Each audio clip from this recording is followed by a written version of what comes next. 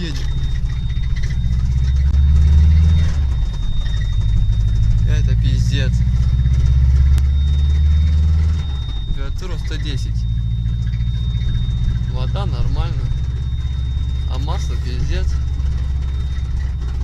Машина не едет нахуй. Надуть не смогу нахуй. Масло уже 115. Я если заглушу, мне кажется, она не доведется уже нахуй.